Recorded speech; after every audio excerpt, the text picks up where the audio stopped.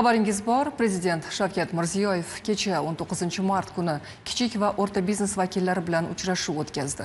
Unda kichik va o'rta biznes yo'nalishidagi ustuvor vazifalar haqida fikr almashildi. Tadbirkorlar ham o'z navbatida faoliyatni kengaytirish, yangi bozorlarga kirib borish, standartlarni o'rganish, brend yaratish, startaplarni yuzaga chiqarish bo'yicha takliflarni berdilar. Mazkur uchrashuvda video aloqa tarzida ishtirok etgan buxorolik tadbirkor ayol Hilola Halimova o'zining taassurotlari bilan bo'lishdi. Yurtimizda ishbilarmonlik muhitini yaxshilash, ayniqsa tadbirkor ayollar faoliyatini qo'llab-quvvatlanishidan ruhlangan Hilola Halimova Buxoro shahrida non va non mahsulotlarini ishlab chiqarish sexini ishga tushirishi bilan mahallasidagi 30 nafar xotin-qizlar bandligini ta'minladi. Kambag'allikni qisqartirish maqsadida turmush o'rtog'im bilan birgalikda shu faoliyatni olib boryapmiz. Davlatimizni bizga bergan katta imkoniyati mana shu qolipli non ishlab chiqarish seximiz binosini davlat dasturi asosida nol balansda berildi. Bu yerda bir kunda 5000 kilogramm un qayta ishlanib, 10 000 dona qolipli non tayyorlanib xaridorlarga yetkaziladi.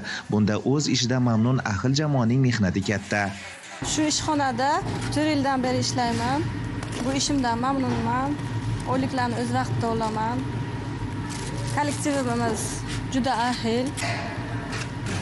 Davlat tomonidan yaratilgan imkoniyatlardan maksimal foydalanishga harakat qiluvchi qahramonimiz yana bir makaron ishlab chiqarish sexini ham boshqaradi. Shuningdek, tadbirkor ayollar uchun ajratiladigan imtiyozli kredit asosida Hilola Halimova turmush o'rtog'i bilan salkam 1 gektar maydonda issiqxona ham tashkil etishdi. Bunda yana 25 nafar kishining bandligi ta'minlangan. Tadbirkorlikni qo'llab-quvvatlash bizning eng katta strategik yo'limiz. Tadbirkorlik qancha tez rivojlansa, mamlakat shuncha qudratli bo'ladi, xalqimiz shuncha farovon yashaydi. Prezidentimizning kichik va o'rta biznes vakillari bilan video muloqot uchrashuvida ko'plab tadbirkorlar qatorida qahramonimiz ham ishtirok etar ekan. Ular faoliyatining qo'llab-quvvatlanishi borasidagi ko'plab yangi imkoniyatlardan ruhlanganini aytadi.